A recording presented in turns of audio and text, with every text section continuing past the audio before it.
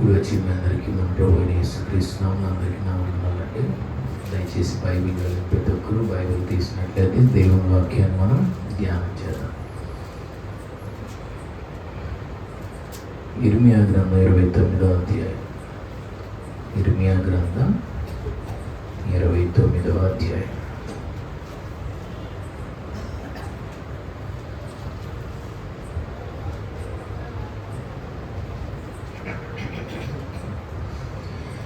పదకొండు, 12, 13, 14 ఈ 4 వచనాలను మనం చదువుకున్నాం. నేను మిమ్మల్ని గూర్చి ఉద్దేశించిన సంగతులను నేను ఎరుగుదును. రాబో కాలమందు మీకు నిరీక్షణ కలుగునట్లుగా అవి సమాధానకరమైన ఉద్దేశములే గాని హానికరమైనవి కావు. ఇదే యెహోవా వాక్కు. మీరు నాకు మొరపెట్టుదురేని, మీరు నాకు ప్రార్థన చేయొచ్చు వద్దురేని, నేను మీ మనవి ఆలకింతును. మీరు నన్ను వెదకిన ఎడల, పూర్ణ మనస్సుతో నన్ను గూర్చి విచారణ చేయనెడల మీరు నన్ను కనుగొందురు. నన్ను నేను మీకు కనపరుచుకొందును. ఇదే యెహోవా వాక్కు. నేను మిమ్మల్ని చెరలో నుండి రప్పించెదను.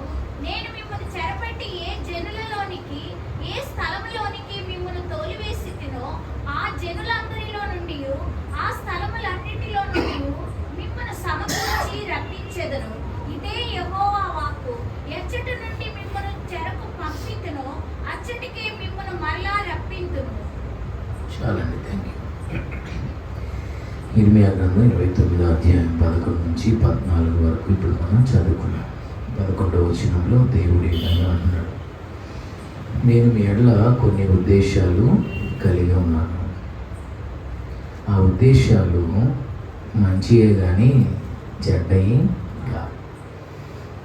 సో ఈ మొదటి అనగా 11వ వచనాన్ని బట్టి మనకు ఒక విషయం అర్థమవుతుంది. ఏంటంటే దేవుడు ప్రతి ఒక్కరి ఎడల ఒక ఉన్నతమైన ఉద్దేశాన్ని కలిగి ఉన్నాడు అనే విషయం. ఏ ఒక్కరిని దేవుడు అనాలోచనగా ఈ లోకంలో పంపలేదు. ప్రతి ఒక్కరి ఎడల దేవుడు ఒక ఉన్నతమైన ఉద్దేశాన్ని కలిగి ఉన్నాడు. సో కాబట్టి మరి మీరు అనుకోవచ్చు, మరి ఉన్నతమైన ఉద్దేశం ఉంటే నా ఎడల మరి ఎందుకైనా జరగట్లేదు అని. ప్రతి ఒక్కరి ఎడల ఉన్నతమైన ఉద్దేశమే ఉంటుంది, కానీ మనమే దాన్ని చెడగొట్టుకుంటూ ఉంటాం చేతుల. సో అందరూ భక్తి సింగర్లు కాలేరు, అందరూ సాధు సంత సింగులు గారులు కాలేరు, అందరూ ఏసన్ గారు కాలేరు, అందరూ జాషువా డానియల్ గారు కాలేరు. కాగలరా? కాగలరు? కాలేరు. 2 ఆన్సర్స్ ఒకటి కరెక్టే. కాగలరు, కాలేరు. ఎప్పుడు కాగలరా అంటే దేవుని చిత్తానికి మనం సంపూర్ణంగా లోబడితే, ఆయన చిత్తానికి సంపూర్ణంగా మనల్ని మనం అప్పగించుకుంటే అవుతాం. మనం మధ్యలో మన చిత్తాలు, మన ఇష్టాలు నెరవేర్చుకుంటా దేవుని మార్గాన్ని మనం చెరిపేసుకుంటా ఉన్నాం అనుకో, గాడ్స్ ప్లాన్ని మన లైఫ్లో మనమే ఇరేజ్ చేసుకుంటున్నాం అనుకో, ఇక ఎక్కడో చోట గూగుల్ మ్యాప్స్ దారి తప్పిద్ది అనమాట. ఎక్కడో చోట గూగుల్ మ్యాప్స్ దారి తప్పిద్ది, తీసుకుపోయి పొలాల్లో వదిలేస్తుంది అనమాట. సరే, విజయవాడలో ఇలానే నైట్ టైం వెళ్తున్నాము. ఎక్కడ స్టార్ట్ అయ్యామో మొత్తం తిప్పి మళ్ళీ అక్కడికే తీసుకొచ్చి నాకు తెలియదు. నేను 1 అవర్ వేస్ట్ టైం. అందుకని పూర్తిగా గూగుల్ మ్యాప్స్ని కూడా నమ్మకూడదు. కొంచెం మనం కూడా గొప్ప ఉపయోగించాలి, జెమిని వర్క్ చేయాలి కొంచెం అన్న. ఓకే, సో కొన్నిసార్లు మనం ఏం చేస్తామంటే మన మార్గాన్ని మనం ఇరేజ్ చేసేసుకుంటాం. అంటే దేవుని సంకల్పాన్ని మన ఎట్లా మనమే డిస్టర్బ్ చేసుకుంటాము. మనం వెళ్ళాల్సిన రైట్ రూట్లో కాకుండా కొన్నిసార్లు మనము రాంగ్ రూట్లో, అంటే మన సొంత ఆలోచన చొప్పున మన ప్రయాణాన్ని మనం డైవర్షన్ని తీసుకుంటాము. అది ఎక్కడికో తీసుకెళ్ళిపోతుంది. ఆ విధంగా దేవుని యొక్క సంకల్పం మన జీవితాల్లో నిరర్ధకము అయిపోతుంది. కానీ ఆయన చిత్తంలో నువ్వు కరెక్ట్గా నడవగలిగితే, ఖచ్చితంగా చెప్తున్నాను, 100కి 100% దేవుడు మనందరి ఎడల ఉన్నతమైన ఆలోచన, ఉన్నతమైన తలంపులు, ఉన్నతమైన ప్రణాళికలు. అన్న కొంచెం సౌండ్ పెట్టారు. అంటే వాల్యూమ్ తగ్గిస్తే ఏం జరుగుతుందంటే గొంతు మీద ఎక్కువ ప్రెజర్ పడుతుంది అన్నమాట. సో ఒక విధమైన పంచ్కి అలవాటు పడిపోయిన వాళ్ళకి ఆ సౌండ్ లేకపోతే మనశ్శాంతి ఉండదు. ఇప్పుడు కీబోర్డ్ ప్లేయర్స్ చూడండి, వాళ్ళకి ఆ వాల్యూమ్ తగిన వాల్యూమ్ రాకపోతే వాళ్ళకి అసలు మనశ్శాంతిగా ప్లే చేయలేదు. అట్లానే మేము కూడా తగిన వాల్యూమ్ రాకపోతే ఏదో పోయిన ఫీల్ వస్తుంది అన్నమాట. అలాంటి గట్టిగా వరవలే, చిన్నగా అని చెప్తాను. సో దేవుని యొక్క ప్రణాళికను మనమే కొన్నిసార్లు ఇరేజ్ చేసుకుంటూ ఉంటాం. ఆయన చిత్తానికి సంపూర్ణంగా మనం అప్పగించుకోగలిగితే, ఆయన చిత్తాన్ని సంపూర్ణంగా మన జీవితంలో లోబడగలిగితే ఖచ్చితంగా ఇక్కడ ఉన్న ప్రతి ఒక్కరిలా దేవునికి ఉన్నతమైన ఉద్దేశాలే ఉన్నాయి. తప్పకుండా అవి దేవుడు నెరవేరుస్తాడు. సరే, 12వ వచనంలోకి వద్దాం. ఈరోజు మనం వెళ్ళబోతున్న టాపిక్ అంతా 12వ వచనమే, కాకపోతే చదివాం కదా అని చెప్పాను. 11వ వచనం, 12వ వచనం. మీరు నాకు మొరపెట్టుదురేని, మీరు నాకు ప్రార్థన చేయుచు వత్తురేని, నేను మీ మనవి ఆలకిస్తాను. దేవుడు ఇక్కడ మనకు ఒక వాగ్దానం చేస్తున్నాడు. ఏమనంటే, నేను మీ మనవిని ఆలకిస్తాను అని. ఏమనండి, ఏమని చెప్తున్నాడు? నేను మీ మనవిని ఆలకిస్తాను అని. ఇక్కడ కూడా నేను మీ మనవిని ఆలకిస్తాను అని ఉంది. మరి ఏంటి నా మనవి దేవుడు ఆలకించట్లేదు అని కొన్నిసార్లు మనకి డౌట్ వస్తూ ఉంటుంది కదా. ఏంటి మరి ఇక్కడేమో నేను నీ మనవి ఆలకిస్తానని చెప్పాడు, మరి నా మనవేంటి దేవుడు ఆలకించట్లేదు అని మనం అనుకుంటాం. ఈరోజు ఒక 5 రీజన్స్ చెప్తాను దేవుడు మన మనవి ఆలకించకపోవడానికి గల 5 కారణాలు చెప్తాను. అలానే దేవుడు ఎవరెవరి మనవి ఆలకించాడో ఒక 5గురు గురించి చెప్తాను. టైం ఉంటే ఇంకొక 5గురు గురించి చెప్తాను. ఓకేనా? సో దేవుడు మన మనవి ఆలకించకపోవడానికి 5 కారణాలు చెప్తా, అప్కమింగ్ వర్సెస్లో చెప్తాను. అయితే దేవుడు అంటున్నాడు, నేను మీ మనవి ఆలకిస్తాను. ఎప్పుడు? నువ్వు పడుకుని నిద్రపోతున్నప్పుడు కాదు. అక్కడ ఏమన్నా వస్తుందంటే 12లో, మీరు నాకు మొర్రపెట్టుదురేని, మీరు నాకు ప్రార్థన చేయుచు వత్తురేని, అప్పుడు నేను మీ మనవిని ఆలకిస్తాను. ఎప్పుడు ఆలకిస్తాడు మన మనవిని? మనం మొరపెట్టాలి, మనము ప్రార్థన చెయ్యాలి. అప్పుడే దేవుడు మన మనవిని ఆలకిస్తాడు. అది కూడా కొంతమందికి సాటిస్ఫాక్షన్ కలగదు. నేను మొరపెడుతున్నానండి, నేను ప్రార్థన చేస్తున్నానండి, అయినా నా మనవి ఆలకించట్లేదు. ఓకే, అయితే కొంచెం కింద వచ్చినానికి రండి. మీరు నన్ను వెతకిన ఎడల, పూర్ణ మనసుతో నన్ను గురించి విచారణ చేయుని ఎడల, మీరు నన్ను కనుగొందురు, నన్ను నేను మీకు కనపరుచుకుంటాను. ఇక్కడేమన్నా అంటే, వెతకడం అంటే ఏదో జనరల్గా నార్మల్గా వెతకడం కాదు. పూర్ణ మనసుతో మీరు నన్ను గూర్చి విచారణ చేయాలి. ఎలా వెతకాలంట? పూర్ణ మనసుతో. నిజంగా మనలో ఎంతమంది పూర్ణ మనసుతో దేవుని వెతుకుతున్నారు? ఆ లెవెల్కి మనం వచ్చామా? స్పిరిచువల్ లైఫ్లో, మన ప్రేయర్ లైఫ్లో పూర్ణ మనసుతో దేవుణ్ణి వెతకగలిగిన ఆ అనుభవంలోనికి మనం నిజంగా వచ్చామా? దావీదు భక్తుడు అదే అంటాడు, దేవా నా పూర్ణ హృదయంతో నేను నిన్ను స్తుతించుచున్నాను అన్నాడు. సో పూర్ణ హృదయంతో దేవుణ్ణి స్తుతించగలిగిన అనుభవంలోనికి, పూర్ణ మనసుతో దేవుణ్ణి వెతికే అనుభవంలోనికి మనము రావాలి. చాలామంది ప్రేయర్ లైఫ్స్ ఎలా ఉన్నాయో తెలుసా? ఏదో పైన ప్రార్థనలు చేసేస్తున్నారు కదండి. చాలామంది నామకార్థ ప్రార్థనలతోనే సాటిస్ఫై అయిపోతున్నారు. చాలామంది అంతా పైన భక్తి చేస్తే సాటిస్ఫై అయిపోతున్నారు. బైబిల్ ఏమో లోతుకి అంటుంది, మనమేమో పైన చాలే చాలే, ఆదివారం ఉదయం వెళ్ళాక సాయంత్రం పోవాలా, సాయంత్రం వెళ్ళాక మళ్ళీ పొద్దున వెళ్ళాలా, ఓవర్ భక్తి చేయకూడదు, ఓవర్ ప్రార్థన చేయకూడదు. ఏదో కాసేపు దేవుడు అంటే ఎట్లా ఉండాలి? లైఫ్లో ఒక భాగం అంతే. వెళ్ళామా, గుడికి వెళ్ళామా, దండం పెట్టుకున్నాం, వచ్చామా, ఇంతవరకే కోరుకుంటుంది లోకం. కానీ దేవుడేమో, లోకం ఏం చెప్తుంది? దేవుడు అంటే జీవితంలో ఒక భాగమై ఉండాలి అని చెప్తుంది. ప్రభు ఏమో నేనే నీ జీవితం అవ్వాలి అంటున్నాడు. అసలు లోకానికను ప్రభు చెప్పే వాక్యానికి అసలు సంబంధం లేదు. లోకమేమో జీవితంలో దేవుడు ఒక భాగమై ఉండాలి అంటుంది. దేవుడేమో, యేసయ్యేమో నేనే నీ జీవితం అవ్వాలి, నేనే నీ ప్రపంచం అవ్వాలి, నేనే నీకు సర్వం అవ్వాలి, నేనే నీ ధ్యానం అవ్వాలి, నేనే నీ శ్వాస అవ్వాలి, నేనే నీ ధ్యాస అవ్వాలి అంటున్నాడు. సో మరి మనము పూర్ణ మనస్సుతో దేవుని సన్నిధిలో నిజంగా వెతకగలుగుతున్నాము. మీకు ఇంకా బాగా అర్థమయ్యేటట్టు చెప్పాలంటే, దేవుడు ఒక వ్యక్తి మనవిని ఆలకించాడు బైబిల్లో. ఎవరో తెలుసా? హన్నాతో ఏలి అనే దైవజనుడు ఏం చెప్పాడో చూడండి. సమూయేలు మొదటి గ్రంథం 1వ అధ్యాయం 17వ వచనం. సమూయేలు మొదటి గ్రంథం 1వ అధ్యాయం 17వ వచనం. అంతటా ఏలీ, నీవు క్షేమముగా వెళ్ళుము, ఇశ్రాయేలు దేవునితో నీవు చేసుకొనిన మనవిని ఆయన దయచేయునుగాక అని ఆమెతో చెప్పగా. చూసారా, ఇప్పుడు ఈరోజు నేను చెప్పబోయే అంశం అంతా కూడాను మానవి మానవి మానవి అనే వచనాలే మీకు కనబడతాయి. ఇంచుమించు టైం ఉంటే 5 చెప్తాను, ఇంకా టైం ఉంటే ఇంకొక 5 జస్ట్ అలా గుర్తంగా చేస్తాను. ఒక 5 మాత్రం పర్ఫెక్ట్గా చెప్తా. ఫస్ట్ పర్సన్ ఎవరంటే హన్నా. సమూయేలు మొదటి గ్రంథం 1వ అధ్యాయం 17వ వచనం. అక్కడ ఏలీ హన్నాతో చెప్తున్న మాట ఏంటంటే, ఇశ్రాయేలు దేవునితో నీవు చేసుకొనిన మనవిని ఆయన నీకు దయచేయును గాక అన్నాడు. కింది వచ్చిన వాళ్ళు ఏమని రాసింటారు తెలుసా? 18లో ఆమె అంట ఆ మాటని 100కి 100% నమ్మిందంట. ఆ రోజు నుండి ఆమె దుఃఖముఖిగా ఉండట మానెను అని రాయలేదు. దుఃఖముఖిగా ఉండడం మానిందంటే అర్థం ఏంటి? నమ్మిందనే కదా. నమ్మకపోతే ఎడుతా కూర్చునేది. ఏడవడం మానేసిందంటే నమ్మిందని అర్థం. సో నిజంగా చూడండి, ఎంత నమ్మకం, ఎంత విశ్వాసం అండి. దేవుడి కార్యం పొందుకోవాలంటే గొప్ప ఫెయిత్ ఉండాలి. ఆ రోజు నుంచి ఆమె ఏడవడం మానేసిందంట, కుంగిపోవడం మానేసిందంట, నిరాశపడిపోవడం మానేసిందంట, విచారించడం మానేసింది, హ్యాపీగా ఉంటుందంట. అంటే దాని అర్థం ఏంటంటే, దైవజనుడు పలికిన మాటను 100కి 100% నమ్మింది. 100కి 100% నమ్మింది.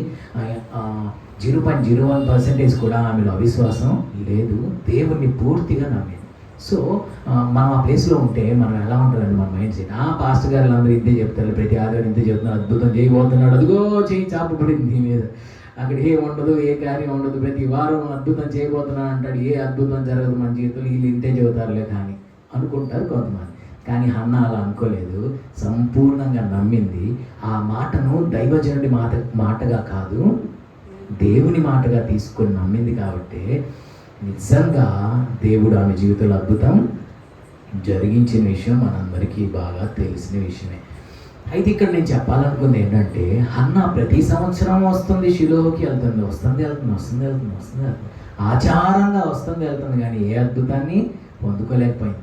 ఏ సంవత్సరం అయితే ఆమె హృదయాన్ని కుమ్మరించి ప్రార్థించిందో ఆ సంవత్సరమే ఆమె జీవితంలో దేవుడు ఒక గొప్ప అద్భుతాన్ని చేశాడు. అదే చెప్తున్నాను. ఇర్మియా గ్రంథంలోంచి అక్కడికి వెళ్ళాం కదా, ఇక్కడ ఏమంటున్నాడంటే, పూర్ణ మనస్సుతో మనం ఆయన్ని వెతకాలి.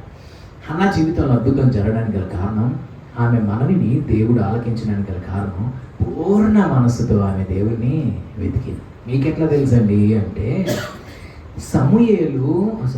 ఏలీ లోపలికి మందిరంలోనికి, షిలోహు మందిరం లోపలికి వచ్చి ఆమెను అబ్జర్వ్ చేస్తున్న విషయం కూడా హన్నా నోటీస్ చేయలేదు కదండి. మనం మామూలు ప్రార్థనలో కూర్చుంటే ఏదో ఒక శబ్దం వస్తే కళ్ళు తెరుస్తాం కదా, ఖచ్చితంగా తెరుస్తాం. ఇంకా అసలు ఎందుకు తెరుస్తాను, దయ్యం ఏమన్నా వచ్చింది ఎవరన్నా తర్వాత సంగతి, అసలు ఏంటి తలుపు ఓపెన్ అయింది ఏంటి, పొరపాటున వాడేమన్నా వచ్చాడేంటి. సో మనం కాన్సన్ట్రేషన్ మన అంత ఉందన్నమాట ప్రేయర్లో. సో హన్నా దగ్గరికి ఏలీ వచ్చిన విషయం కానీ కనీసం కాళ్ళ చెప్పుడని వినబడుతుంది కదా, చెప్పుల సౌండ్ అని వినబడుతుంది, లేకపోతే కాళ్ళ చెప్పుడని వినబడుతుంది. ఒక వ్యక్తి లోపలికి వచ్చి ఆమెను అబ్జర్వ్ చేస్తూ, ఆమె పెదాలు కదిలిస్తూ ఉంటే దాన్ని చూస్తూ ఆమెను అబ్జర్వ్ చేస్తున్న విషయం వస్తున్నాడు అంటే ఖచ్చితంగా ఆయన కలికిడి అనేది అవుతుందా అవుదా? ఖచ్చితంగా అవుతుంది. మరి ఆమె అసలు ఏలీ వచ్చిన సంగతి కూడా నోటీస్ చేయలేదంటే ఆమె ఎలా ప్రార్థన చేస్తామని ఉంటుంది అంటారు?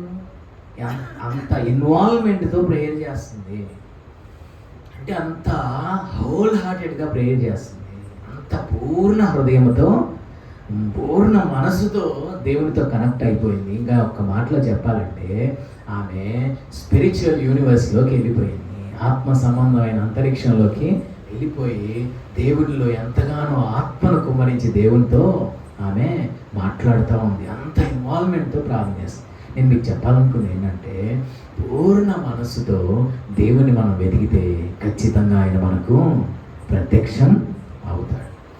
ఖచ్చితంగా ఆయన మనకు ప్రత్యక్షం అవుతాడు. ఇక్కడ అదే చెప్తున్నాడు, పూర్ణ మనస్సుతో మీరు నన్ను విచారణ చేస్తే మీరు నన్ను కనుగొంటారు, నన్ను నేను మీకు కనపరుచుకుంటాను. హన్నా పూర్ణ మనసుతో దేవుణ్ణి వెతికింది కాబట్టి దేవుడు ఆమెకు ప్రత్యక్షమయ్యాడు, ఆమె మనవిని ప్రభు ఆలకించాడు. నెంబర్ 1. నెంబర్ 2, సెకండ్ పర్సన్ ఎవరో తెలుసా? దినవృత్తాంతాలు 1వ గ్రంథం 4వ అధ్యాయం. చాలాసార్లు మనం చదివాము, కానీ నేను మనవి అనే టాపిక్ మీద వెళ్తున్నాను. దినవృత్తాంతాలు మొదటి గ్రంథం 4వ అధ్యాయం వచనము 8, 9. మోసు అసూబును జోబేబాను హారుము కుమారుడైన అహరీయేలు యొక్క వంశములను కనెను. సారీ అమ్మా, నా 10th verse చదవండి. యబ్బేజు ఇశ్రాయేలీయుల దేవుని గూర్చి మొరపెట్టి, నీవు నన్ను నిశ్చయముగా ఆశీర్వదించి నా సరిహద్దును విశాలపరిచి నీ చెయ్యి నాకు తోడుగా ఉండ దయచేసి నాకు కీడు రాకుండా దానిలో నుండి నన్ను తప్పించుము అని ప్రార్థింపగా దేవుడు అతడు మనవి చేసిన దానిని అతనికి దయచేశాను. చూసారా, మనందరూ బాగా తెలుసు యబ్బేజ్ కదండి. ఇతని పేరేంటి? యబ్బేజ్. యబ్బేజ్ అంటే అర్థం ఏంటి? వేదన కదా. సో యబ్బేజు దేవునికి మనవి చేశాడు. అయితే నాకు బాగా హ్యాపీ అనిపించిన విషయం ఏంటంటే, ఇది చదువుతున్నప్పుడు దేవుడు అతడు మనవి చేసిన దానిని అతనికి దయచేసెను. ఎంత హ్యాపీనెస్ కదండి, ఎంత సంతోషమా కదా. నిజంగా మనం చేసిన ప్రతి ప్రార్థనకు దేవుడు ఆన్సర్ ఇస్తే ఎంత హ్యాపీ కదా. మన ప్రేయర్స్కి ఆన్సర్స్ దేవుడి దగ్గర పొందుకుంటే ఎంత హ్యాపీగా ఉంటుంది కదా. సో నాకు బాగా హ్యాపీ అనిపించింది చదువుతుంటే, దేవుడు అతడు మనవి చేసిన దానిని అతనికి దయచేసాను. అంటే ఏదైతే దేవుడిని అడిగాడో అవన్నీ కూడా దేవుడు ఆయనకి ఇచ్చాడు. అక్కడ ఏమేమి అడిగాడు? 4 things. 1, నిశ్చయంగా ఆశీర్వదించుము. 2, మీరే చెప్పుకోండి అంటారా, మీరు కూడా చెప్పడానికి ప్రయత్నం చేయండి. 2, సరిహద్దులను విశాలపరచు. 3, నీ చెయ్యి నాకు తోడుగా ఉండాలి. 4, ఏ కీడు రాకుండా నన్ను తప్పించు, కాపాడు. దేవుని సన్నిధిలో ఆయన చేసిన ప్రార్థనను దేవుడు నిశ్చయంగా ఆలకించాడండి, ఆన్సర్స్ ఇచ్చాడండి. ఆయన మనవిని దేవుడు ఆలకించాడు. నిజంగా ఇప్పటికీ యబ్బేజు ప్రార్థన చేసి ఇంచుమించు 3000 సంవత్సరాలు అవుతుంది. 3000 years అవుతుంది ఈ ప్రార్థన ఆయన చేసి. 3000 సంవత్సరాల క్రితం ఆయన చేసిన ప్రార్థన ఇప్పటికీ ఇంకా మన మీద ఇంపాక్ట్ చేస్తుందంటే, ఇన్ఫ్లుయెన్స్ చేస్తుందంటే ఆయన ప్రార్థనలో ఎంత శక్తి ఉంటుందో ఒకసారి ఆలోచించండి. యబ్బేజును దేవుడు ఆశీర్వదించాడు, నో డౌట్. అందులో నేను చెప్పడం కాదు, బైబిలే చెప్తుంది. నిశ్చయంగా నువ్వు నన్ను ఆశీర్వదించు దేవా అని ప్రార్థన చేశాడు కదా. ఎంతగా ఆశీర్వదించాడు చెప్పనా? యబ్బేజుని ఎంతగా దేవుడు దీవించాడంటే, తన పేరు ఒక పట్టణానికి పెట్టుకునే అంత గొప్పగా దేవుడు ఆయన్ని దీవించాడు. తన పేరుని ఒక పట్టణానికి పెట్టుకునే అంత గొప్పగా దేవుడు దీవించాడు. ఇప్పుడు ఎవరి పేరు పెట్టుకుంటారండి? పట్టణానికి, జిల్లాకి ఎవరి పేరు పెట్టుకుంటారు? గొప్ప వాళ్ళ పేరు పెట్టుకుంటారు, పిచ్చి వాళ్ళ పేరు పెట్టుకుంటారా, అడుక్కునే వాళ్ళ పేరు పెట్టుకుంటారు. గొప్ప వాళ్ళ పేరేగా పెట్టుకుని. మరి యబ్బేజ్ అనే ఒక పట్టణం ఉంది, మీకు తెలుసా?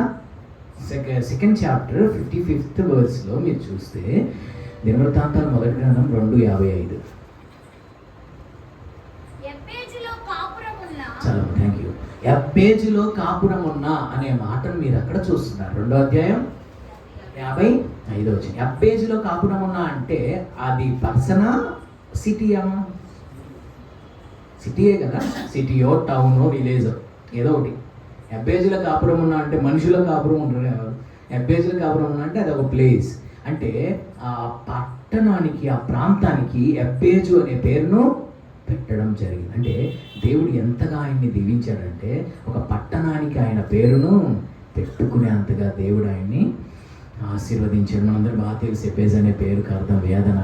ఆయన వేదనకరమైన జీవితాన్ని దేవుడు ఎంతో దీవెనకరంగా మార్చాడు. సో యబ్బేజువలే మనం దేవుని సన్నిధిలో పూర్ణ మనసుతో ప్రార్థన చేస్తే, యబ్బేజు జీవితంలో ఆయన మనవిని ఆలకించిన దేవుడు మన జీవితంలో మన మనవిని కూడా ఆలకిస్తాడు. ఆయన జీవితంలో దేవుడు చేసిన గొప్ప కార్యాలు మన జీవితంలో కూడా జరిగిస్తాడు. ఓకే. నెంబర్ 3, మూడో వ్యక్తి మనవిని దేవుడు ఆలకించాడు. యెహోషువ గ్రంథం 10వ అధ్యాయం. యెహోషువ గ్రంథం 10వ అధ్యాయం. ఇక్కడ సూపర్ వర్స్ ఉంటుందండి 10వ అధ్యాయంలో. వర్స్ 14 వచ్చింది. యెహోవా ఒక నరుని మనవి వినిన ఆ దినము వంటి దినము దానికి ముందే గాని దానికి తరువాతనే గాని ఉండలేదు. చూసారా, యెహోవా ఒక నరుని మనవి వినిన ఆ దినం వంటి దినం దానికి ముందే కానీ దానికి తర్వాతే కానీ లేదు. ఒక మనిషి, ఒక నరుడు అంటే ఒక మనిషి మనవి వినిన ఆ రోజు వంటి రోజు దానికి ముందే లేదు, దాని తర్వాత లేదు. అంటే ఒక నరుని మనవి విని దేవుడు అంత గొప్ప అద్భుతాన్ని చేసిన అలాంటి రోజు ఇంతకు ముందు లేదు, ఇక ముందు రాదు. అంత గొప్ప ఆన్సర్ని యెహోషువ ప్రార్థనకు దేవుడు అనుగ్రహించాడు. నేను చాలాసార్లు చెప్పాను, మీకు గుర్తుందో లేదా, మళ్ళీ చెప్తున్నాను. యెహోషువ ప్రార్థన యొక్క ప్రభావం ఎక్కడ పడిందో తెలుసా? భూమి నుంచి 15 కోట్ల కిలోమీటర్ల దూరంలో ఉన్న సూర్యుడి మీద పడింది ఆయన ప్రార్థనా ప్రభావం. అది తెలియగలుగుతానంటే సూర్యుడు ఏమన్నా ఆయన ఇంట్లో అట్ల బేమంత ఉంటాడు అనుకుంటున్నాడు, ఏం నాకు అర్థం కాదు. ప్రార్థన చేస్తే ఆగిపోతాడా ఏంటి అసలు? అసలు ఏం విశ్వాసం అది, ఏం నమ్మకం? అంటే అంటే సూర్యుడు అంత పెద్దగా ఉంటాడని తెలిసి ప్రార్థన చేశాడా, ఎంత ఉంటాడని అనుకుని ప్రార్థన చేశాడా? ఏముంది ఆగిపోతాడు, ఎంతే ఉన్నాడుగా, అట్టంత ఉన్నాడు. మన ఇంట్లో అట్లా బేమంత ఉన్నాడు, ఏముంది ఆగిపోతాడు. మరి ఆయన సూర్యుని యొక్క వ్యాసం తెలిసి ప్రార్థన చేశాడా, తెలియ ప్రార్థన చేసి తెలిసే ఉండదంటారా? తెలిసే ఉండదంటారా? అప్పుడు అంత టెక్నాలజీ ఎక్కడ తెలిసే ఉంటుందంటారా? ఇప్పుడు 30-40 లక్షల మందిని నడిపించే నాయకుడికి ఆ మాత్రం నాలెడ్జ్ ఉండదంటారా? అంటే అంత నాలెడ్జ్ లెస్ పర్సన్ని దేవుడు అంత లక్షల మంది నిలబెడతాడా? మోషేకి ఏమని చెప్తాడంటే, యెహోషువ తల మీద చేయి ఉంచు, అతన్ని జ్ఞాన ఆత్మ పూర్ణునిగా నేను చేస్తాను. అంటే ఇప్పుడు యెహోషువ full of wisdom and full of the spirit. యెహోషువ ఏమి తక్కువ ఆయన ఏం కాదు, ఆయన జ్ఞానముతోనూ ఆత్మతోనూ నింపబడినటువంటి వాడు. అంటే ఆయన తెలివి తక్కువగా చేసిన ప్రార్థన అయితే అది అదేముంది, సూర్యుడు ఎంత ఇంతే ఉంటాడు, ఆగిపోతాడులే, ఏముంది అనుకుని ఆయన ఇన్నోసెంట్గా చేసిన ప్రార్థన కాదు. సూర్యుడు ఎంత పెద్దగా ఉంటాడో ఆ మాత్రం అంత ఉన్నతమైన ఆత్మీయ నాయకత్వంలో ఉన్నవాడు ఆత్మలో గ్రహించలేదంటారా? ఆ ప్రత్యక్షత ఆయనకు ఉండి ఉండదంటారా? ఆ విజన్ ఆయనకి ఉండి ఉండదంటారా? ఆత్మలో ఆయన ఆ మాత్రం ఆయన క్యాల్కులేట్ చేయలేని స్థితిలో ఉండి ఉంటాడంటారా? ఖచ్చితంగా ఒక ఉన్నతమైన ఆత్మీయ మెట్టులోనే ఆయన ఉండి ఉంటాడు కదా. మరి అంత గొప్ప అభిషేకం పొందిన ఆయనకి ఆ మాత్రం నాలెడ్జ్ ఉండదా? అంటే ఆయన తెలిసే ప్రార్థన చేశాడు. సూర్యుని వ్యాసం తెలుసు, సూర్యుని ఎంత డిస్టెన్స్లో ఉన్నాడో తెలుసు. పర్ఫెక్ట్గా తెలియపోయినా ఫిగర్ ఒక అంచనా, ఒక ఆత్మ వివేచన కలిగి ఉండొచ్చు. మరి ఏంటండి అసలు డౌట్ రాలేదు ఏంటండి ఆయనకి? అసలు సూర్యుడు ఎట్ట అవుతాడు, ప్రార్థన చేస్తే సూర్యుడు ఎట్ట అవుతాడు? మనకు ఫస్ట్ వచ్చే డౌట్ కదా అది. సూర్యుడు ఎట్ట అవుతాడు అసలు ప్రార్థన చేస్తే అనే ఆలోచన అసలు ఆయనకు రాలేదండి. అసలు సూర్యుడు నేను ప్రార్థన చేస్తే ఆగడు అని ఆవగింగంత అవిశ్వాసం కూడా ఆయనలో లేదు. ఆగుతాడని ఆవగింగంత విశ్వాసం మనలో లేదు. ఆయనకి ఆగడని ఆవగింగంత అవిశ్వాసం కూడా ఆయనకి లేదు. అంటే ఆయనకి సూర్యచంద్రులు నేను ప్రార్థన చేస్తే ఆగరు అనే ఇంత అవిశ్వాసం కూడా లేదు. ఎందుకంటే ఆయనకి ఫుల్ ఆఫ్ ఫెయిత్తో ఉన్నాడు. ఏంటంటే నా దేవునికి సమస్తము సాధ్యమే. ప్రార్థన చేశాడు, సూర్యుడు నిలిచెను, చంద్రుడు ఆగిండు. అసలు మన ప్రార్థనకు దేవుడిచ్చిన శక్తిని మనం కరెక్ట్గా వాడుకోవట్లా. భూమి నుంచి 15 కోట్ల కిలోమీటర్ల దూరంలో ఉన్న సూర్యుడి మీద యెహోషువ ప్రార్థన ప్రభావం చూపిందంటే మన ప్రార్థనలో ఉన్న ప్రభావం ఎంత గొప్పది. దేవుడు ఎంత గొప్ప ప్రభావం కలిగిన ప్రార్థన అనే ఆయుధాన్ని మన చేతుల్లో పెట్టాడు. దాన్ని తీసుకెళ్ళి బీరువాలో పెట్టి లోపల పెట్టి మన లోపల ఇంకో తలుపు ఉంటుంది, అది తీసి మళ్ళీ లోపల ఇంకోటి ఉంటుంది సైడ్, దాని లోపల పెట్టి బిర్రుగా తాళాలు వేసి తాళాలు జేబులో పెట్టుకున్నాం. ఆ ప్రభావాన్ని మనం అసలు వాడుకోలేనటువంటి స్థితిలో ఉన్నాం. కనీసం ఈ రోజు నుండి అయినా దేవుడు మనకిచ్చిన ఒక బలమైన వెపన్, ఆ బలమైన వెపన్ని కరెక్ట్గా ఓపెన్ చేసి కరెక్ట్గా వాడుకుంటే గొప్ప కార్యాలు నీ జీవితంలో చూడగలుగుతాయా? మరొక విషయాన్ని నేను తెలియజేస్తాను. నెంబర్ 4 ఎంతమంది చెప్పానండి ఇప్పుడు దాకా? నెంబర్ 4 అంటే నెంబర్ 3 కదా అని చెప్పింది. మీరు అంతే ఆలోచించి మాకు బుర్రలు బాధలు చేస్తున్నాం. ఇప్పుడు నెంబర్ 4 ఇప్పుడు దాకా ఎన్ని చెప్పాను? 3. 3 పేర్లు చెప్పండి ముందుగా. అన్న, ఎబ్బేజు, బాబా. అందుకే నన్ను నా బ్రాడీపేట విశ్వాసం చాలా ఇస్తుంది. సూపర్ అండి అసలు. నెంబర్ 4 ఎస్తేర్ గ్రంథం 5వ అధ్యాయం 3వ వచనం. ఎస్తేరు గ్రంథం 5వ అధ్యాయము 3వ వచనం. అంటే యాక్చువల్లీ ఇక్కడ ఎస్తేరు గ్రంథంలో అది రాజు ఆలకించాడని ఉంటుంది ఆమె మనవి. ఎనీవే మనం రాజు అంటే మన రాజులకు రాజు అయిన యేసుప్రభువే మనకి ఆయన తప్పితే ఇంకెవరు రాజు లేదు. ఎస్తేరు గ్రంథం 5వ అధ్యాయం 3వ వచనం. రాజు రాణి అయిన ఎస్తేరు, నీకేమి కావాలను? నీ మనవి ఏమిటి? రాజ్యంలో సగము మట్టుకు నీకు అనుగ్రహించదనని ఆమెతో ఇది చెప్పగా చదివినప్పుడల్లా నాకు భలే నవ్వొస్తుంది. ఎందుకంటే రాజు అంటున్నాడు ఎస్తేరు నీ మనవేంటి? రాజ్యంలో సగం ఇస్తాను అంటాడు. చదివినప్పుడల్లా నాకు నవ్వొస్తుంది. ఎందుకంటే రాజు ఎప్పుడైనా చూడండి సగమే ఇస్తానంటాడు. ఎందుకంటే మొత్తం ఇస్తే మరి ఆయనకి అట్టాను హ్యాండ్ ఇచ్చింది అనుకో రాని ఎగ్గిరి ఒక తన్ను దాన్ని బయటికి మొత్తం నాది అని దానికి ఎంత ప్రాబ్లం. అందుకే చూడండి ఎక్కడైనా చూడండి రాజ్యంలో సగమే. హేరోదు రాజు కూడా చూడండి ఆ పిల్ల డ్యాన్స్ చేసింది కదా, డ్యాన్స్ చేసి ఆయన సంతోషపరిస్తే ఏమన్నాడు? ఏం కావాలి కోరుకో, రాజ్యంలో సగం ఇస్తాడు. ఓకే, కానీ మన ప్రభు ఎప్పుడు సగం ఇస్తానన్నాడు, పావు ఇస్తాడు, 100 గ్రాములు ఇస్తానన్నాడు. ఏమన్నాడు ఈ లూకాసు వార్త 15వ అధ్యాయంలో? నావన్నీ నీవే. వాడి వండర్ఫుల్ ప్రామిస్ కదండి. నావన్నీ నీవే. మన తండ్రి ఎప్పుడు సగం ఇస్తాను, పావు కిలో ఇస్తాను, 1/2 కిలో ఇస్తాను అనేవాడు కాదు. నావన్నీ everything belongs to me is yours. నావన్నీ నీవే. పరలోకంలో ఆయన అన్నీ మనయే. ఎవరు మనం? ఆయన కుమారులం. సో కాబట్టి నాకు ఇక్కడ నేను ఇన్స్పైర్ అయింది ఏంటంటే అసలు నాసికారంధ్రములో ఊపిరి కలిగిన ఒక మానవుడు రాజు ఏందండి. సార్ నీ మనవేంటి చెప్పు, నేను రాజ్యంలో సగం ఇస్తాను అన్నాడు. ఈ నైట్ అవుట్ అయితే మనవాడు ఇస్తాడా? మనిషి ఊపిరి అయిపోయిందండి. ఇప్పుడు చెప్పాడు నేను చేస్తానని, అది నెరవేర్చేదాకా ఉంటాడో లేదో కూడా గ్యారంటీ లేదు. అందుకే బైబిల్ చెప్తుంది నాసికారంధ్రములలో ఊపిరి గల నరుని లక్ష్య పెట్టకుము అని ఉంటుంది. యెషయా నాసికారంధ్రంలో ఊపిరి గల మానవుని లక్ష్య పెట్టదు. ఏ పాటి వాడు ఎందులో వాడిని సాటిగా చేయదము, వాడు ఏ పాటి వాడు అని ఉంటుంది. సో నాకు అనిపించింది అసలు రాజు ఎంత కాన్ఫిడెన్స్తో చెప్తున్నాడు, నీ మనమేంటి చెప్పు, రాజ్యంలో సగమైన ఇస్తా. ఆయనకి ఎంత కాన్ఫిడెన్స్ ఉంటే మరి నా రాజులకు రాజు అయిన ప్రభువులకు ప్రభు అయిన యేసయ్య దగ్గరకు వచ్చిన బిడ్డకి ఆయన ఎంత కాన్ఫిడెన్స్తో ఇస్తాడు ఆన్సర్. ఒక రాజే నీకేం కావాలో చెప్పు, రాజ్యంలో సగం ఇస్తానని అంత ధైర్యంగా చెప్పగలిగితే ఈ నైట్ ఏమైందో తెలియదు, మరుక్షణం ఏమైందో తెలియదు. ఆయనకి అంత కాన్ఫిడెన్స్ ఉంటే మరి రాజులకు రాజు అయిన ప్రభు దగ్గరకు వచ్చి మనం మనవి చేసినప్పుడు ఆయన ఎంత భరోసా ఇస్తాడు మనకి, నీ మనవి ఏంటి, అది నీకు తప్పకుండా అనుగ్రహింపబడు. అయితే ఎస్తేర్ లాగా మనం కూడా తెగింపుతో ప్రార్థన చేయాలి. ఎస్తేర్ ఏమనిందో తెలుసా అండి?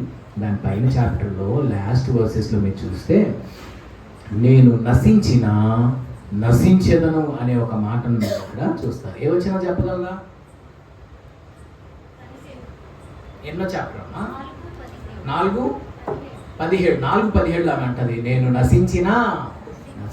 ఎంత తెగింపు చూడండి. వాస్తవానికి రాజు యొక్క పర్మిషన్ లేకుండా ఆమె వెళ్ళిందంటే ఆమె రానైనా సరే రాజుగారు రాజదండం చాపకపోతే రానైనా సరే చంపేస్తారు. అంత తీక్షణమైనటువంటి కమాండ్ అనేది రాజ్యంలో ఉంది. ప్రాణాలకు తెగించి వెళ్ళిపోయిందని, నేను ఏమైపోయినా పర్వాలేదు నా ప్రజలు రక్షింపబడాలని తెగింపుతో వెళ్ళింది.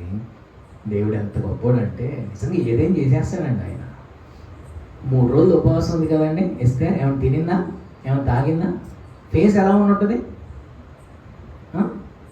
కలకల్లాడుతూ ఉంటుందా? బొగ్గలు వచ్చి ఉంటుందా? 3 రోజులు తినకుండా ఉంటే ఎలా ఉంటుందండి? జీవకళ పోయి చావుకళ వస్తుంది కదండి. ఎవరైనా 3 రోజులు తినకుండా ఉండండి, అసలు ఏం తినకుండా ముఖంలో ఏమొచ్చేస్తుంది? కళ పోయి జీవకళ పోయి చావుకళ వస్తుంది. ఆమె ఫేస్ని చూసినప్పుడు ఎంతో పీక్కుపోయి, కళ్ళు లోపలికి పోయి ఎంతో పీక్కుపోయి, నాకు తెలిసి ఆమెకున్నటువంటి అందం కూడా వికారంగా మారిపోయి ఉంటుంది. అలాంటి ఆమె రాజు ముందరికి వెళ్తే అంట రాజుగారికి ఆమెను చూసినప్పుడు దయ కలిగేటట్లు దేవుడు చేశాడు. దేవుడు ఆ ముఖాన్ని అంత తేజస్సుతో అంత వెలుగుతో నింపి చూపించాడు. సరే, ఈరోజు మనకి ఎస్తేర్ గురించి టాపిక్ కాదు. ఎస్తేర్ యొక్క మనవిని రాజు ఆలకించాడు. మన మనవిని కూడా మన ప్రభు అయిన యేసు, మన రాజులకు రాజు అయిన దేవుడు తప్పకుండా ఆలకిస్తాడు. ఆఫ్టర్ ఆల్ ఒక రాజే నీ మనవేంటో చెప్పు, నా రాజ్యంలో సగమిస్తానని కాన్ఫిడెన్స్తో చెప్పగలిగితే, మరి సర్వాధికారి అయిన సర్వశక్తి కలిగిన రాజులకు రాజైన ప్రభు ఇంకెంత కాన్ఫిడెన్స్తో చెప్తాడు. ఆయన సన్నిధిలో మనవి చేస్తున్న మనకి ఇంకెంత కాన్ఫిడెన్స్తో ఆయన కార్యాలను నెరవేరుస్తాడు. నెంబర్ 5, 5వ వ్యక్తి దేవుని సన్నిధిలో మనవి చేశారు. Number 5 Moses. నిర్గమాకాండం 34వ అధ్యాయం. నిర్గమాకాండం 34వ అధ్యాయం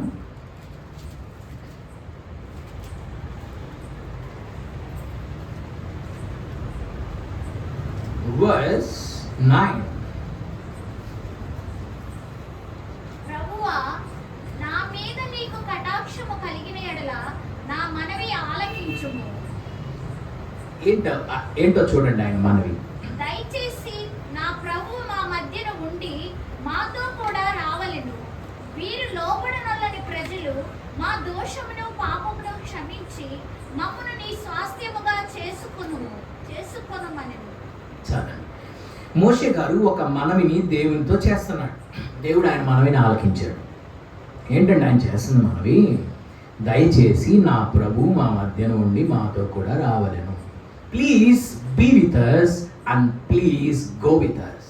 ప్లీజ్ కమ్ విత్ అస్. మాతో కూడా ఉండండి, మాతో కూడా రండి. మాతో కూడా ఉండండి, మాతో కూడా రండి. ఆయన చేస్తున్న మనవి ఏంటంటే, దేవా నువ్వు నాతో కూడా రావాలి.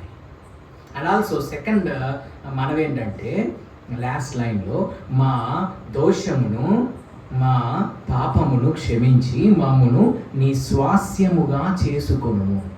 నీ స్వాస్యము అంటే నీ యొక్క ఓన్గా మమ్మల్ని మార్చుకోండి, నీ సొంత వారిగా చేసుకోండి, నీ యొక్క ఇన్హెరిటెన్స్గా మమ్మల్ని మార్చుకోండి, నీ స్వాస్యంగా మమ్మల్ని చేసుకోండి అని ఆయన ప్రార్థన చేస్తాను. సో రెండో పాయింట్ గురించి నేను మాట్లాడలేదు, ఫస్ట్ పాయింట్ గురించి నేను మాట్లాడుతున్నాను. నా ప్రభు మా మధ్యన ఉండి మాతో కూడా రావాలి. Please go with us, please come with us, please be with us. దయచేసి మీరు మాతో ఉండండి, మీరు మాతో కూడా రండి. దేవుడు మనతో కూడా రావాలని మనం కూడా మోషే వలె దేవుని ప్రార్థించాలి. ఎందుకంటే దేవుడు మనతో వస్తే మన జీవితంలో విజయం ఉంటుంది. అందుకని స్టీవెన్సన్ గారు పాట రాశారు కదా, నువ్వు నాతో వస్తే ఓటమి నాకుండదు, చీకటి నన్ను అంటదు. నీవు నాతో వస్తే దిగులు నాకుండదు, తెగులు నన్ను అంటదు. దేవుడు మనతో వస్తే మన జీవితంలో ఓటమి అనేది ఉంటుందా అండి? ఉండదు కదా. మీకు ఒక చిన్న ఎగ్జాంపుల్ గుర్తు చేస్తాను. ఏంటంటే హాయి పట్టణం మీదకి యెహోషువ కొంతమంది పంపిస్తే చిన్న పట్టణం మీద ఓడిపోయారు.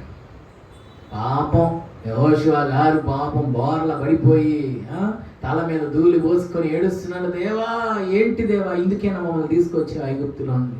ఏంటి దేవా, ఇంత చిన్న పట్టణం మీద ఓడిపోయాను కనుక ఎవరు విన్నారంటే పరువు పోయిద్ది మాకు, మమ్మల్ని ఎవరు లెక్క కూడా చేయడు. ఏంటి దేవా ఇలా చేసావు, ఏంటి దేవ ఇలా చేసావు, ఏంటి దేవ ఇలా చేసావు అని దేవుడితో వాదిస్తామంటే దేవుడు వచ్చి మాట్లాడుతున్నాడు. జోషువా, లే పైకిలే. ఎందుకు కింద పడి ఏడుస్తున్నా? ఎందుకు? లే పైకిలే. నేనెందుకు చేస్తున్నాయా బాబు అలా? మీరే చేసుకున్నారు అలా. మీలో ఒకడు శాపగ్రస్తాన్ని తీసుకొచ్చి గుడారంలో గొంతతో దాచిపెట్టాడు. అందుకే మీ జీవితంలో ఈ అపజయం ఎదురైంది. మీ జీవితంలో ఈ అపజయం ఎందుకు ఎదురైందంటే నేను మీతో కూడా లేను కాబట్టి మీ జీవితంలో ఈ అపజయం ఎదురైంది. మీరు కనుక ఆ శాపగ్రస్తమైంది మీలోని తీసి నిర్మూలన చేస్తే నేను మీతో వస్తాను, నేను మీకు విజయాన్ని ఇస్తాను. కాబట్టి చూడండి ఒకసారి, చదివితే బాగుంటుంది. అది యెహోషువ గ్రంథం 7వ అధ్యాయం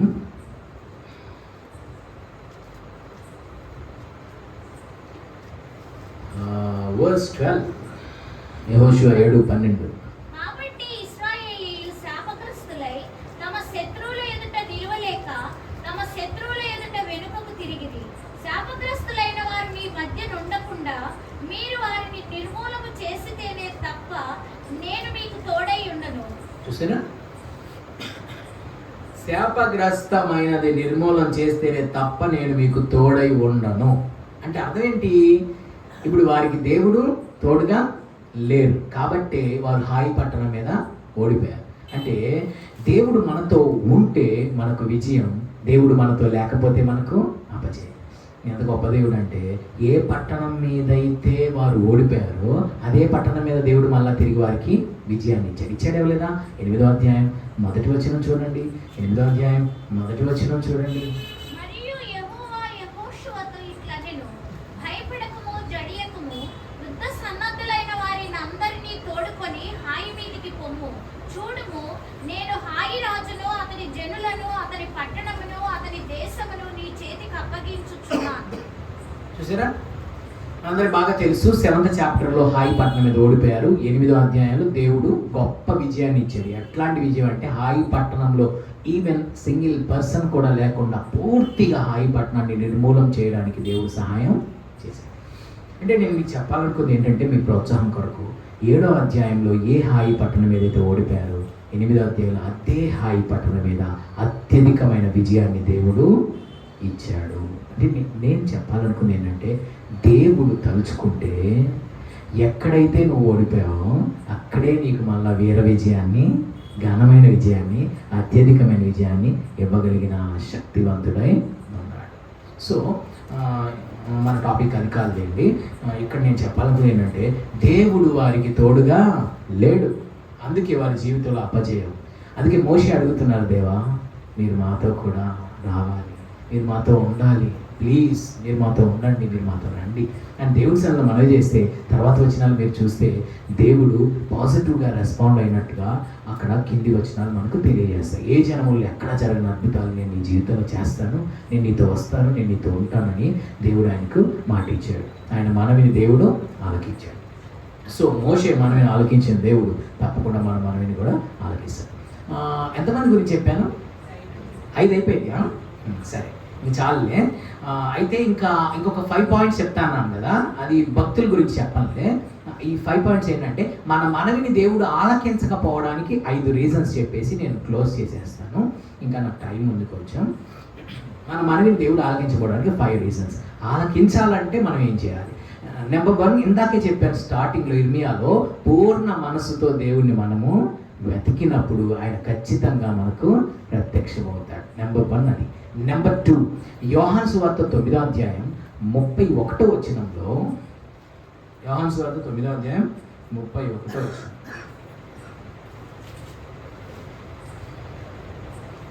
దేవుడు పాపుల మనవి ఆలకింపడని ఎరుగుదుము. ఎవడైనను దేవభక్తుడై ఉండి ఆయన చిత్తము చొప్పున జరిగించిన ఎడల ఆయన వాని మనవి ఆలకించును. చూసారా? యోహాను సువార్త 9వ అధ్యాయం 31వ వచనం. అక్కడేమంటున్నాడంటే, దేవుడు పాపుల మనవి ఆలకింపడని ఎరుగుదుము. ఎవడైనా దేవభక్తుడై ఉండి ఆయన చిత్తము చొప్పున జరిగించిన ఎడల ఆయన వాని మనవి ఆలకించును. దేవుడు మన మనవి ఆలకించాలంటే దేవుని చిత్తము మన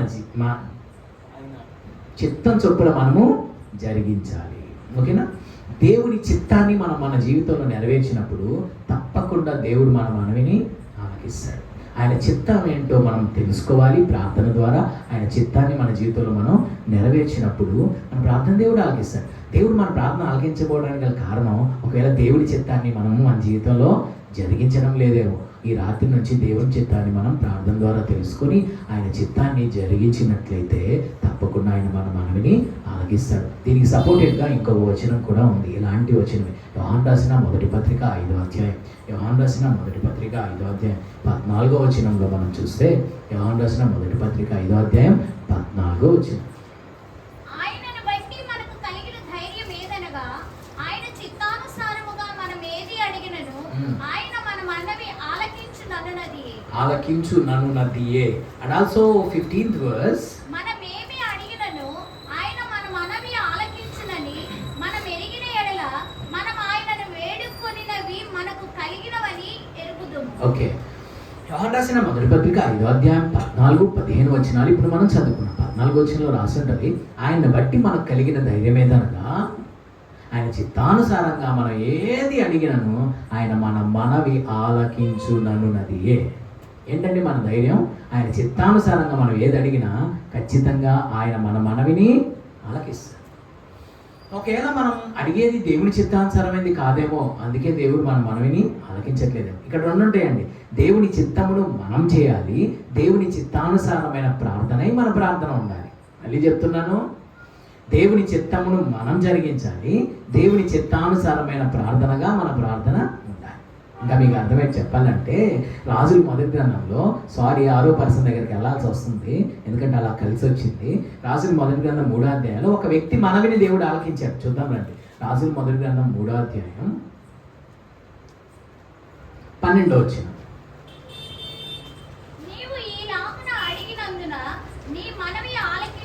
చూసారా, ఒక పర్సన్తో దేవుడు మాట్లాడుతున్నాడు, నీ మనవి నేను ఆలకించుచున్నాను. ఎవరండి ఈయన?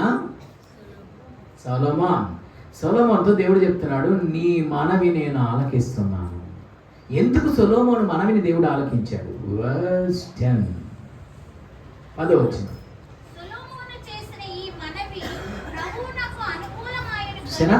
సొలొమోను చేసిన ఈ మనవి ప్రభువు నాకు అనుకూలమాయన. అంటే ఇందాక మనం చెప్పుకున్న వాక్యానికి కొంచెం రిలేటెడ్గానే ఉంటుంది ఇది. అనుకూలమాయను అంటే అర్థం ఏంటి? నథింగ్ బట్ ఆయన చిత్తానుసారమైన మనవి. ఓకే, దేవుడు అందుకే మెన్షన్ చేసి చెప్తాడు, నువ్వు దీర్ఘాయువుని అడగలేదు, ఐశ్వర్యాన్ని అడగలేదు, శత్రువుల ప్రాణాలను అడగలేదు, నువ్వు వివేకం గల హృదయాన్ని ఇవ్వమని అడిగావు. ఈ ప్రార్థన నాకు చాలా అనుకూలంగా ఉంది, నా చిత్తానుసారంగా ఉంది, నాకు బాగా నచ్చింది, అందుకని నువ్వు అడిగింది ఇస్తున్నాను, నువ్వు అడగంది కూడా నేను నీకు ఇస్తాను. దేవుని చిత్తానుసారమైన మనవి మనం చేస్తే బెనిఫిట్ ఏంటంటే 1+1 ఆఫర్ లాగా. అంటే ఇదంతా డూప్లికేట్లు ఏంటి, బయట 1+1 అంటారు, రెండింటి కలిపి ఒకే రేట్ వేసేసి మనకు తలగట్టి ఒప్పి పెడతారు, అది వేరే విషయం. కానీ దేవుడు మనకు అలా చేయడండి. దేవుడు చూడండి, నువ్వు వివేకంగా హృదయాన్ని అడిగావు కాబట్టి అది ఇస్తాను, అడగని ఐశ్వర్యాన్ని, రాజ్య ప్రభావాన్ని కూడా నేను నీకు ఇస్తాను. అంటే మన మనవి ఆయనకు అనుకూలమైతే మన జీవితంలో ఒక్కటి మనం అడిగితే దేవుడు అడిగిన దానికన్నా ఊహించిన దానికన్నా అత్యధికమైన కార్యాలు చేస్తారు. ఎప్పుడు మన మనవి ఆయనకు అనుకూలమైతే, మన బ్రతుకు ఆయనకు అనుకూలమైతే. రాజుల 2వ గ్రంథం 20వ అధ్యాయంలో హిజ్కియా ఉంటాడు కదా, ఆయన ప్రార్థనలో ఒక మాట మెన్షన్ చేస్తాడు, యెహోవా నీ దృష్టికి అనుకూలంగా నేను సమస్తమును నేను ఎట్లు జరిగించిద్దునో కృపతో జ్ఞాపకం చేస్తాను. అంటే ఇక్కడ ఆయన ప్రార్థన కాదు, ఆయన బ్రతుకు దేవునికి అనుకూలంగా ఉంది. మన బ్రతుకు దేవునికి అనుకూలంగా ఉండాలి, మన మనవి కూడా దేవునికి అనుకూలంగా ఉండాలి. మన బ్రతుకు దేవుని చిత్తానుసారమైనదై ఉండాలి, మన మనవి ఆయన చిత్తానుసారమైనదై ఉండాలి. దేవుడు మన మనవి వినడానికి లేదా వినకపోవడానికి మరొక కారణం చూద్దామా? కీర్తనల గ్రంథం 66వ అధ్యాయం 66 వర్స్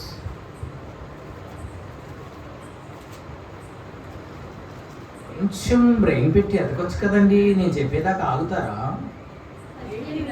18, 19 వచనాలను మనం చూస్తే, నా హృదయంలో నేను పాపమును లక్ష్యము చేసిన ఎడల ప్రభువు నా మనవి వినకపోవును. నిశ్చయముగా దేవుడు నా మనవి అంగీకరించి ఉన్నాడు, ఆయన నా విజ్ఞాపన ఆలకించి ఉన్నాడు. ఓకే, అక్కడ ఏమంటాడంటే 66వ కీర్తన 18, 19 వచనాల్లో ప్రభువు నా మనవి వినకపోవును అన్నాడు. ప్రభువు నా మనవి వినకపోను. నేను కనుక ఇలా చేస్తే దేవుడు నా మనవి వినడు. ఏం చేస్తే? నా హృదయంలో నేను పాపమును లక్ష్యము చేసిన ఎడల ప్రభువు నా మనవి వినకపోవు. మన హృదయంలో మనము పాపముకు చోటిస్తే, పాపాన్ని లక్ష్యం చేస్తే దేవుడు మన మనవి వినడం. చిన్న ఎగ్జాంపుల్, యవనస్తులకు ఉపయోగపడుతుందని చెప్తున్నాను, అందరికీ ఉపయోగపడుతుంది అండి, కాకపోతే యవనస్తులు బాగా ఉపయోగపడుతుంది. మీరు రోడ్డు మీద వెళ్తున్నారు, రోడ్డు మీద వెళ్తుంటే మిమ్మల్ని లోకంలో ఏదో సంథింగ్ అట్రాక్ట్ చేసినప్పుడు మీరు వెంటనే ఈ వాక్యం గుర్తు తెచ్చుకోవాలి. ఏంటో తెలుసా? ఇప్పుడు కనుక ఈ పాపాన్ని నేను లక్ష్యం చేస్తే దేవుడు నా మనవి ఆలకించడు, నేను చేసిన ప్రార్థన అంతా వృధా అయిపోద్ది, నా కన్నీరంతా వృధా అయిపోద్ది, నా ప్రయాస అంతా వృధా అయిపోద్ది. నో, నా మనవిని దేవుడు త్రోసేస్తాడు. ఎప్పుడు? నేను ఈ పాపమును లక్ష్యం చేస్తే, లేదా ఈ పాపములకు నా హృదయంలో నేను చోటిస్తే నా మనవిని దేవుడు త్రోసేస్తాడు, నా ప్రార్థనని దేవుడు త్రోసేస్తాడు, దేవుడు ఆలకించడు అనే ఒక వాక్య భయం మీ హార్ట్లోకి మీరు గుర్తించుకుంటే చాలా వరకు మీరు ఆ శోధనను జయించగలుగుతారు. సో ఇక్కడ మరి నా హృదయంలో పాపాన్ని లక్ష్యం చేస్తే దేవుడు నా మనవి వినడు అని చెప్పాడు కదా. తర్వాత వచనంలో అంటాడు దేవుడు నా మనవి నిశ్చయంగా విన్నాడు అన్నాడు. అంటే మీరే చెప్పాలి, మీరే చెప్పాలి. నా మనవి విన్నాడు అన్నాడు అంటే ఆయన హృదయంలో ఆయన పాపాన్ని లక్ష్య పెట్టలేదు అని అర్థం. ఎప్పుడైతే నీ హృదయంలోకి పాపం రాకుండా నువ్వు త్రోసేస్తావో అప్పుడు యేసయ్య నీ ప్రార్థనని అంగీకరిస్తాడు. ఎప్పుడైతే నీ హృదయంలో పాపాన్ని నువ్వు ఆహ్వానిస్తావో యేసయ్య నీ ప్రార్థనని త్రోసేస్తాడు. ఓకే, సో పాపమును లక్ష్య పెట్టే హృదయముగా మన హృదయం ఉండకూడదు. పాపమును నిర్లక్ష్య పెట్టే హృదయంగా మన హృదయం యేసు నామములో మారునుగాక. మరొక మాట కూడా చూద్దాము. దేవుడు మన మనవి వినకపోవడానికి మరొక 2 కారణాలు ఫాస్ట్గా చదువుకొని మనము ప్రార్థన చేస్తాము. యోబు గ్రంథము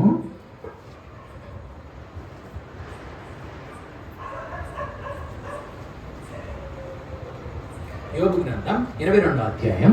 యోబు గ్రంథం 22వ అధ్యాయం 27వ వచనం. నీవు ఆయనకు ప్రార్థన చేయగా ఆయన నీ మనవి ఆలకించును, నీ మొక్కుబడులు నీవు చెల్లించదు.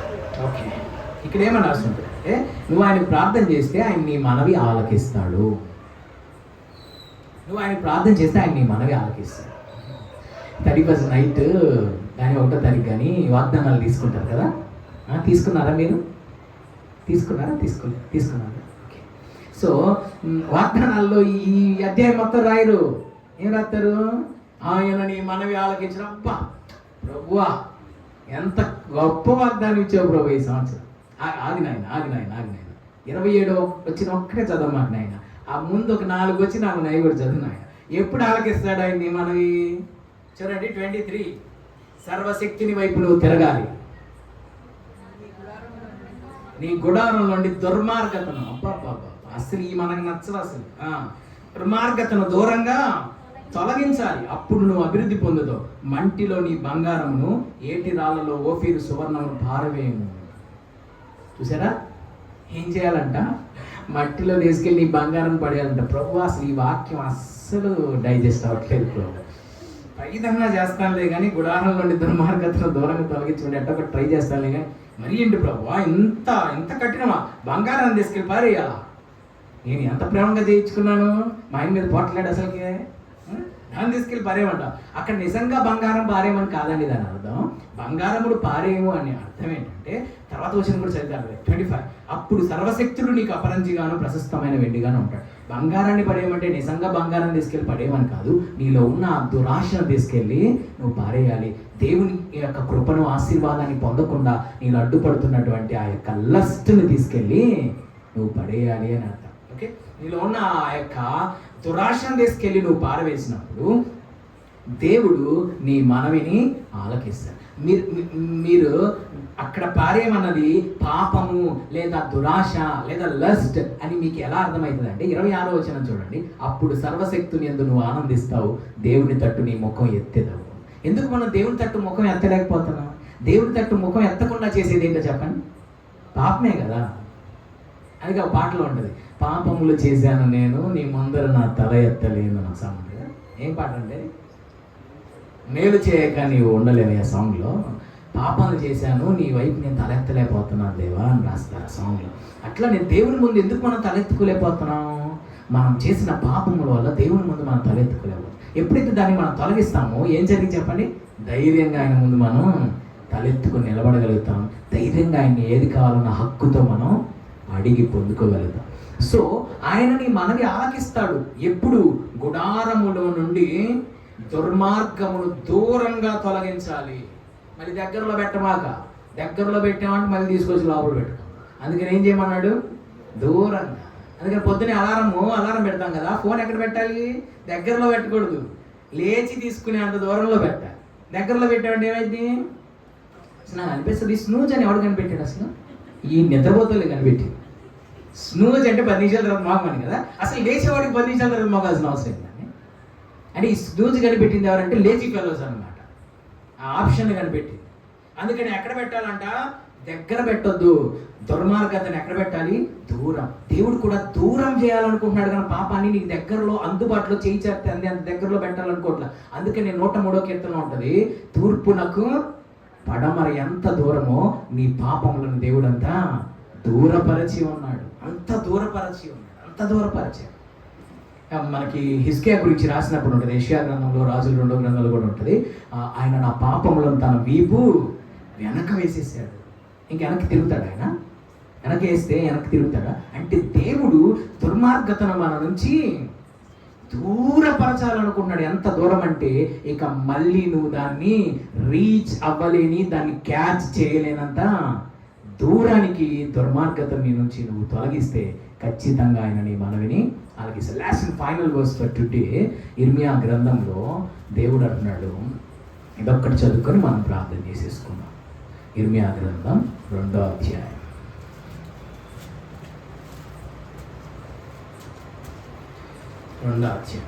కొంతమంది ఇలా మనం చేస్తున్నారంట 27లో, లేచి మమ్మల్ని రక్షించండి దేవా అని వాళ్ళు మనం చేస్తున్నారంట. చదవండి 27. వారు నా తట్టు ముఖము త్రిప్పుకొనక వీపునే త్రిప్పుకొనిరి, అయినను ఆపత్కాలములో లేచి మమ్మల్ని రక్షింపుమని వారు మనవి చేయుదురు. కొంతమంది దేవుని దగ్గర ఇలా మనవి చేస్తున్నారంట, ప్రభువా లేచి మమ్మల్ని రక్షించండి దేవా. వారికి ఆపద వచ్చినప్పుడు, కష్టం వచ్చినప్పుడు లేచి మమ్మల్ని రక్షించండి, lord please save us lord, please help us lord అని దేవుడి సన్నిధిలో మనవి చేస్తున్నారంట. దేవుడు అంటున్నాడు, బాబు నీకు ఆపద వచ్చిందని ఇప్పుడు లేచి నన్ను రక్షించమని నువ్వు మనవి చేస్తున్నావు కదా, అసలు నీ లైఫ్ ఎలా ఉంది? 27లో ఏమన్నాడు? వారు నా తట్టు ముఖం తిప్పుకొనక వీపును తిప్పాను. ఆల్వేస్ ఆయనకి వీపును చూపిస్తా, ఆ ఆపద వచ్చినప్పుడు, కష్టం వచ్చినప్పుడు అప్పుడే అలా టర్న్ అయ్యి, ప్రభువా నువ్వు లేచి రక్షించాల్సిందే, ఎందుకు రక్షించవు, ఎందుకు కాపాడావు అని దేవుణ్ణి డిమాండ్ చేసే అంత హక్కు మనకి లేదు. ఎందుకని ఆల్వేస్ మనం ఏం చూపిస్తున్నామంట? వీపును చూపిస్తున్నాము, మన ముఖమును మనం చూపించట్లేదు. వీపును చూపించడం అంటే అర్థం ఆయనకి అగెనెస్ట్గా జీవించడం అని అర్థం కదా. ఇప్పుడు ఎవరైనా నీతో నువ్వు ఎవరితో మాట్లాడుతున్నావు అనుకో, వాళ్ళు ఇటు తిరగకుండా ఈ పడి తిప్పి మాట్లాడుతాను ఎలా ఉంటుందని మనకి. మరి దేవునికి మన ముఖాన్ని చూపించాలి, కానీ ఏం చూపిస్తున్నాం? వీపును చూపిస్తున్నాం. అంటే ఆయనకి అగెనెస్ట్గా ఉన్నాం. దట్ మీన్స్ ఆయన వైపు తిరిగిలేము. మనం ఎటు తిరిగి ఉన్నాం? ఆయనకి అపోజిట్ వైపు తిరిగి ఉన్నాం, లోకం వైపు తిరిగి ఉన్నాం. అయితే ఆయన నీ మనవి ఆలకించాలంటే నీ ఆపత్కాలంలో నువ్వు ఆయనకి వీపు చూపించే వ్యక్తిగా కాదు, ఆయనకి నువ్వు ముఖమును చూపించే వ్యక్తిగా ఉండాలి. అంటే ఆయనకి అగెనెస్ట్గా కాదు నువ్వు తిరిగి ఉండాల్సింది, ఆయన వైపు నువ్వు తిరిగినట్లయితే ఖచ్చితంగా ఆయన నీ మనవిని ఆలకిస్తాడు. ఈ మాటలు దేవుడు మనం వెనక్కి ఆశీర్వదించి ఫలింప చేయను గాక. ప్రార్థన చేద్దాం అందరం. మహాపరిశుద్ధుడు అయిన ప్రేమగల తండ్రి మీకు స్తోత్రం. Thank you Jesus for the word. ఈ రాత్రి కాలం ప్రభువా మీ మాటలను ధ్యానించడానికి మీరు మాకు సహాయం చేశారు తండ్రి. స్తోత్రం దేవా, మీ వాక్యపు నాయన తండ్రి వర్షమును మీరు మా మీద కురిపించినందుకు ఈ మాటల్లో ఉన్నటువంటి నాయన తండ్రి జీవము, నీ మాటలో ఉన్న శక్తి చేత మమ్మల్ని దర్శించు, మమ్మల్ని కదిలించుము దేవా. మాలో మీ ఆత్మ కార్యమును జరిగించు దేవా. ఒక చెవితో విని ఇంకో చెవితో వదిలేసే వాళ్ళ కాదు దేవా, దులిపేసుకునే వాళ్ళ కాదు దేవా. హృదయంలో నాటబడి ఆత్మను రక్షించడం శక్తి గల వాక్యమును సాత్వికంతో అంగీకరించమన్నావు దేవా. దేవా మీ వాక్యమునకు మా హృదయంలో చోటిచ్చే కృప ఇచ్చే. మా హృదయం అనే పొలంలో మీ వాక్యం అనే విత్తనము నాటబడాలి, పరిశుద్ధాత్మ వర్షం కురవాలి, బహుగా విత్తనం ఫలించాలి దేవా. మంచి నేల పడ్డ విత్తనం అనే మా హృదయాల్లో మీ వాక్యాన్ని నూరంతరంగా ఫలింపచేయండి దేవా. మా మనవిని మీరు వినకపోవడానికి ఈరోజు మేము ధ్యానం చేసిన 5 రీజన్స్లో ఏదైనా ఒక రీజన్ ఉందేమో దేవా, పరిశీలించుకొని ఆ యొక్క విషయంలో మమ్మల్ని మేము సరి చేసుకోవడానికి సహాయం చేయదేవా. వీపును చూపించేవాళ్ళు కాదు దేవా, నీకు ముఖం చూపించేవారుగా మేము ఉండాలి దేవా. ఈ రాత్రి నుంచి దేవా పాపం లక్ష్య పెట్టే హృదయం మాలోండి తొలగించండి దేవా. పాపం నిర్లక్ష్య పెట్టే హృదయం మాకు దయచేయండి దేవా, సహాయం చేయండి. పూర్ణ మనసుతో నేను వెతికే స్థాయికి మేము రాలేకపోతున్నాం ప్రేయర్ లైఫ్లో దేవా. పై ప్రార్థన చేసేస్తున్నాం దేవా. పూర్ణ మనసుతో నేను వెతికే ఆ ప్రేయర్ లైఫ్లోనికి మమ్మల్ని లేవనెత్తండి దేవా, సహాయం చేయండి దేవా. గుడారంలోని దుర్మార్గతను దూరంగా తొలగించుకోగలిగిన కృపను దయచేదేవా. గుడారంలోని దుర్మార్గతను దూరంగా తొలగించుకునే కృప దయచేదేవా.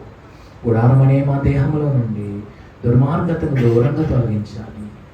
ఏ దుర్మార్గత అయితే మాలో ఉందో తండ్రి దేవా, దాన్ని తొలగించుకునే కృపను మాకు దయచేయండి దేవా. అలానే మీ చిత్తమును మా జీవితంలో నెరవేర్చాలి దేవా. మా బ్రతుకు మీకు అనుకూలంగా ఉండాలి, మా మనవి నీకు అనుకూలంగా ఉండాలి. మా బ్రతుకు నీ చిత్తానుసారమైనదే ఉండాలి, మా మనవి నీ చిత్తానుసారమైనదే ఉండాలి. ఈ మాటలు మాలో ఫలింపచేయండి. ఆ భక్తులు యొక్క మనవిని మీరు ఆలకించి ఎలా గొప్ప కార్యాలు చేశారో మేము ధ్యానించాం ప్రభు. మేము కూడా మీ వద్ద అలా మనవి చేసి ఆ విధమైన గొప్ప కార్యాలు పొందుకునే కృపను మాకు దయచేయండి. ఈ మాటలు మాలో ఫలింపచేయము. యేసు నామములో అడుగుచున్నాం తండ్రి. ఆమేన్. Thank you.